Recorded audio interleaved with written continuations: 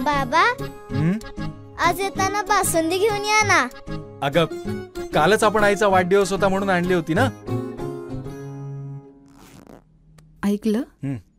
गोकुळची बासुंदी पुन्हा खावीशी वाटतेय.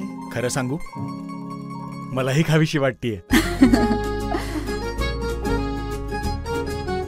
पुन्हा पुन्हा खावीशी वाटणारी गोकुळ बासुंदी. तृतीयपंथीय नागरिकांच्या विकासाच्या वेगवेगळ्या योजना शासन राबवत आहे. त्यामध्ये समाज कल्याण विभागामार्फत तृतीयपंथीयांना ओळखपत्र देण्याचं काम असेल किंवा त्यांना वेगवेगळ्या त्यांच्या पायावरती उभं राहता यावं यासाठी त्यांच्यासाठी वेगवेगळ्या योजना सुरू करणं असेल, हे काम आणि त्याचा आढावा जिल्हा प्रशासनाकडून आणि समाज कल्याण विभागामार्फत रेग्युलरली घेतला जातो आहे. आज अन्नधान्य वितरण अधिकारी कार्यालय कोल्हापूर यांच्या वतीने आज 25 तृतीयपंथीय नागरिकांना राशन कार्डचं वाटप करण्यात आलं.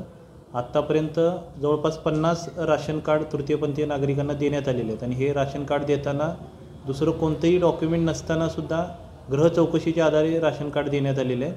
आता आमचं टार्गेट आहे की जवळपास 200 तृतीयपंथीयांना आपण ओळखपत्र दिलेलं आहे.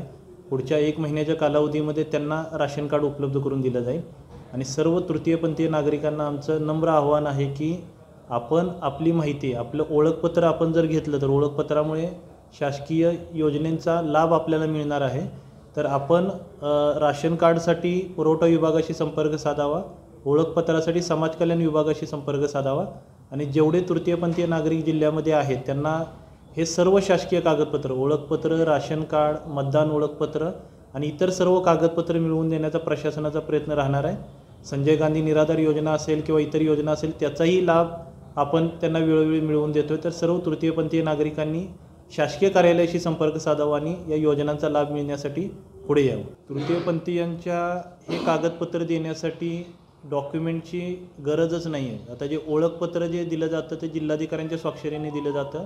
त्याच्यामध्ये त्यांच्या स्वयंघोषणापत्रावरती आणि त्यांना ओळखणारे जे इतर तृतीयपंथीय नागरिक आहेत त्यांच्या ओळखीवरती, त्यांच्या पत्रावरतीच आपण ओळखपत्र देतो. त्यामुळे डॉक्युमेंट कोणतंही जरी नसेल तरी जर तृतीयपंथीय नागरिक जर शासकीय कार्यालयामध्ये आले आणि शासकीय कार्यालय म्हणजे समाज कल्याण विभाग किंवा पुरवठा विभाग या ठिकाणी जर आले तर त्यांना सर्व कागदपत्र मिळवून देण्याचा आणि जो शासनाचा निधी तृतीयपंथीयांच्या विकासासाठी येतो, जर तृतीयपंथीय नागरिक जर हे डॉक्युमेंट मिळवण्यासाठी जर आमच्याकडे आले तर त्यांना त्यांच्या दिवसाचा भत्ता म्हणून, एक स्टायपंड म्हणून त्यांच्या दिवसाचं जे काही भत्ता असेल ते सुद्धा मानधनसुद्धा देण्याची सुद्धा व्यवस्था आम्ही ठेवलेली आहे.